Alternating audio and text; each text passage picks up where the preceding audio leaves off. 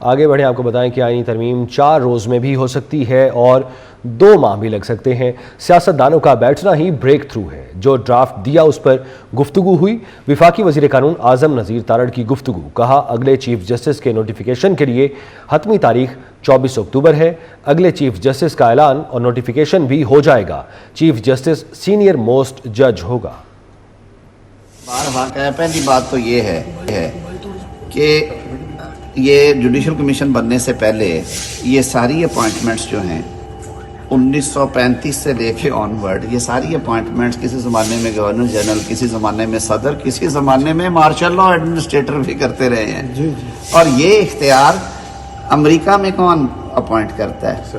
صدر کرتا ہے، اور پارلیمنٹ کی کمیٹی انٹرویو کرتی ہے اور ایک لمبا پروسیس ہوتا ہے۔ انگلینڈ میں آج بھی جو کمیٹی فار اپوائنٹمنٹ آف ججز ہے وہ ایک نان جوڈیشل خاتون ہے، میرے خیال میں آج کل سول سوسائٹی سے ان کا تعلق ہے۔ وزیر اعظم نے انہیں اپوائنٹ کر رکھا ہے، وہ کمیشن کے ساتھ بیٹھ کے پبلک ہیئرنگ کرتی ہیں، کئی دفعہ ان کیمرہ کرتے ہیں، اور اس کے بعد وہ اپنی ریکمنڈیشن۔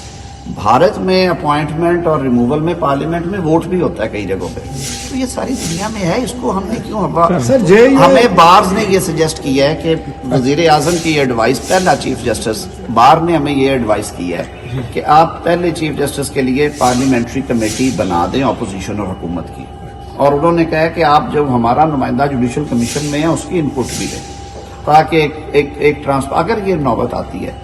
کسی دوست نے یہ تجویز دی کہ اگر وزیر اعظم نے یہ نام ریکمینڈ کرنے ہیں تو وہ ایگزسٹنگ سپریم کورٹ جو ہے ان میں سے پہلے 5 ججز میں سے کسی کا انتخاب کرنے کی نئی اینٹی کھڑی کرنی ہے نا، تو جو لوگ آلریڈی سپریم کورٹ میں بیٹھے ہوئے وہ یہ سارے پروسیس سے گزر کے آئے ہیں، وہ پاکستان کے ججز ہیں۔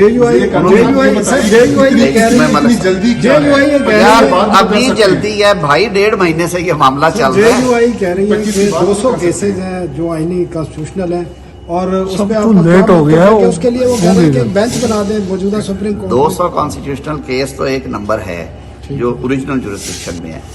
بہت سارے مقدمات جو جڑے ہوئے ہیں، جو اوریجنل جورسڈکشن 4 ہائی کورٹس 5 استعمال کرتی ہیں، وہ اپیلوں کا سٹاک ایک الگ ہے، وہ بھی سینکڑوں میں ہے۔ آپ بالکل دیانتداری سے یہ بتا دیجئے کہ پچھلے کئی سالوں سے آپ سپریم کورٹ کو دیکھ رہے ہیں، پیناما پیپر سے لے کے شروع کرتے چلے، بہت پیچھے نہیں جاتے، بھٹو صاحب کی پھانسی کو بھول جاتے ہیں، پیناما پیپر سے لے کے آج تک دل پہ ہاتھ رکھ کے بتا دیں کہ بشیر بھٹو اور گامے کو زیادہ ٹائم ملا ہے سپریم کورٹ میں، یا سیاسی جو تماشے لگتے ہیں ان کو زیادہ ملا؟